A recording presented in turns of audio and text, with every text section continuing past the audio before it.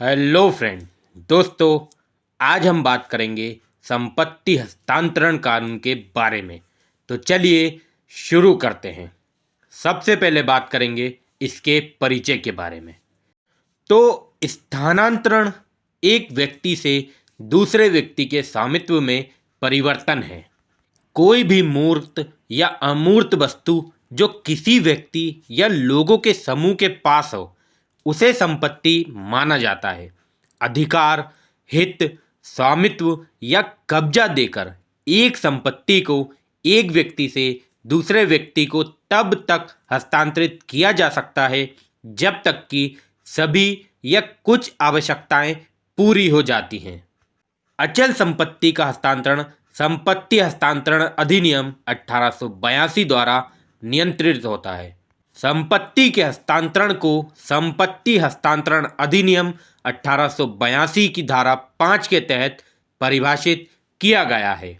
ये एक जीवित व्यक्ति द्वारा वर्तमान या भविष्य में एक या अधिक अन्य लोगों, स्वयं या अन्य जीवित लोगों को संपत्ति हस्तांतरित करने के लिए निष्पादित एक विलेख का वर्णन करता है, चाहे निगमित हो या नहीं।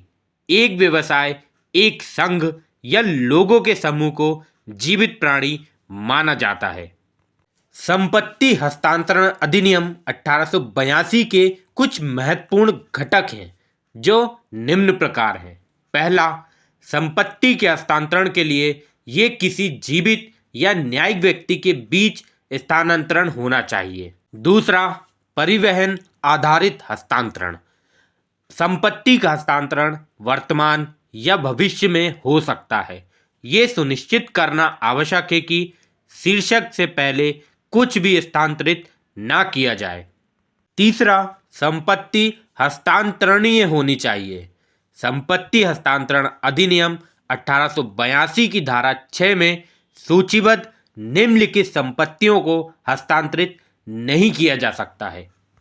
पहला, किसी उत्तराधिकारी के लिए किसी संपत्ति को प्राप्त करने की विशिष्ट संभावना, किसी रिश्तेदार के लिए रिश्तेदारी की संपत्ति को प्राप्त करने की क्षमता या समान चरित्र की किसी अन्य संभावनाओं को हस्तांतरित करना निषिद्ध है। दूसरा, मालिक ही एकमात्र व्यक्ति है जिसके पास बाद में शर्त टूटने के कारण पुनः प्रवेश करने का एकमात्र अधिकार है। तीसरा, सुख भोग का अधिकार हस्तांतरित नहीं किया जा सकता।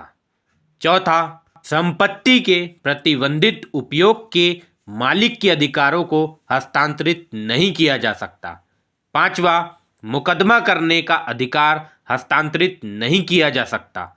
छठवां, राजनीतिक पेंशन, सार्वजनिक कार्यालय और सार्वजनिक अधिकारी के वेतन को हस्तांतरित नहीं किया जा सकता। सातवां, सैन्य, नौसैनिक या वायुसेना के पेंशन, राजनीतिक पेंशन या नागरिक पेंशन के लिए किसी भी स्थानांतरण की अनुमति नहीं है। आठवां, कोई स्थानांतरण प्राकृतिक हित के विरुद्ध नहीं किया जा सकता है। नवा, यदि स्थानांतरण का उद्देश्य या विचार अवैध है तो इसे बरकरार नहीं रखा जा सकता। 10वां, भविष्य के रखरखाव के अधिकार नहीं छोड़े जा सकते।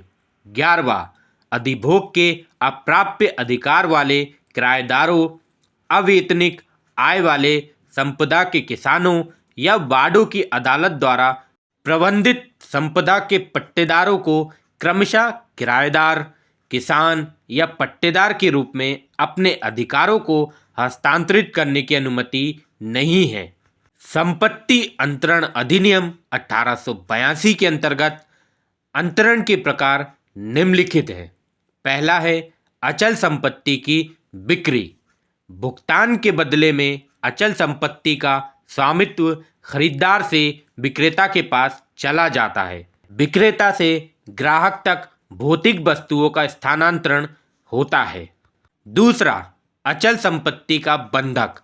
अचल संपत्ति खरीदार से विक्रेता को बंधक के रूप में स्थानांतरित की जाती है, जिसमें अचल संपत्ति को ऋण के लिए समपार्श्विक के रूप में गिरवी रखा जाता है।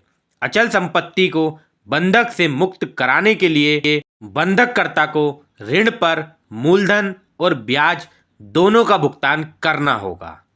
तीसरा, अचल संपत्ति के पट्टे में संपत्ति का कब्जा एक निर्धारित शुल्क के लिए एक पक्ष से दूसरे पक्ष को हस्तांतरित किया जाता है, लेकिन स्वामित्व नहीं बदला जाता है।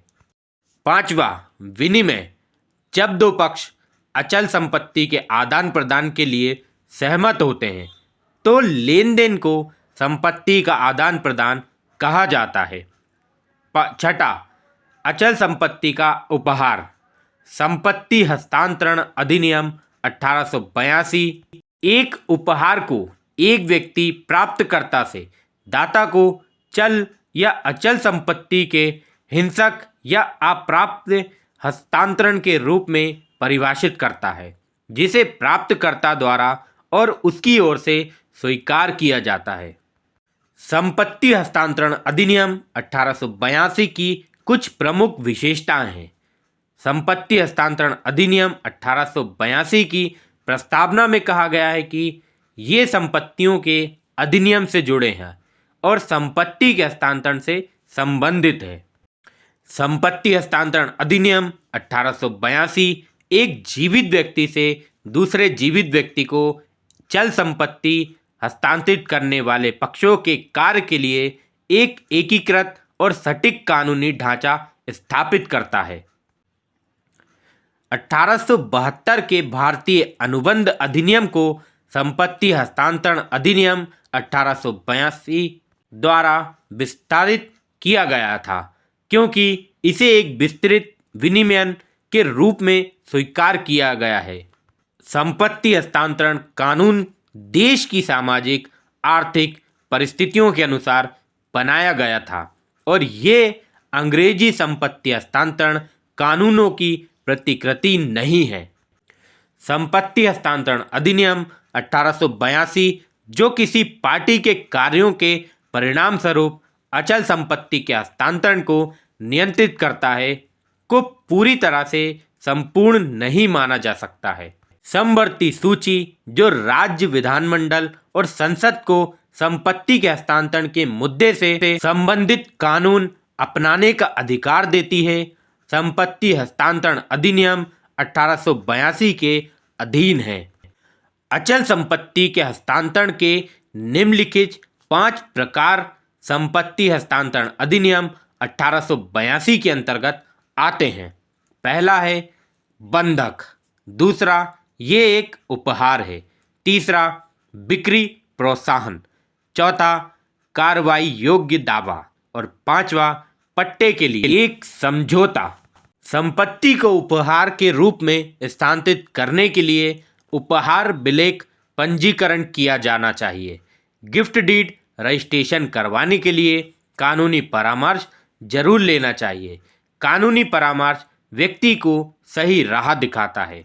व्यक्तिगत कानूनों के विपरीत जो व्यक्ति से दूसरे व्यक्ति में भिन्न होते हैं, संपत्ति हस्तांतरण अधिनियम 1882 एक ऐसा कानून है जो उस अधिकार क्षेत्र में रहने वाले सभी लोगों पर लेक्स रोसी कानून लागू करता है।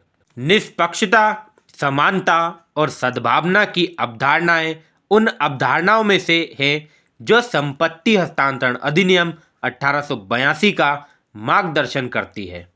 सबसे पहले बॉम्बे, पंजाब और दिल्ली राज्य को इस अधिनियम के आवेदन से छूट दी गई थी, क्योंकि उन न्याय क्षेत्रों में पहले से ही संपत्ति संबंधी चिंताओं को नियंत्रित करने वाले कानून थे।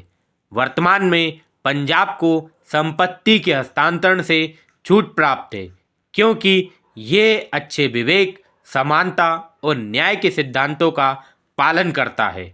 संपत्ति हस्तांतरण अधिनियम 1882 एक अंतरण विभोग खंड को शामिल करने पर जोर देता है, जो वसीयतनामा और अंतर्राज्यीय स्तर पर हस्तांतरण को नियंत्रित करने वाले मौजूदा नियम के साथ साथ चलता है। चूंकि संपत्ति हस्तांतरण अधिनियम 1882 एक सामान्य कानून है, इसलिए संसद द्वारा अनुमोदित विशेष कानून को इसके द्वारा रद्द नहीं किया जा सकता है।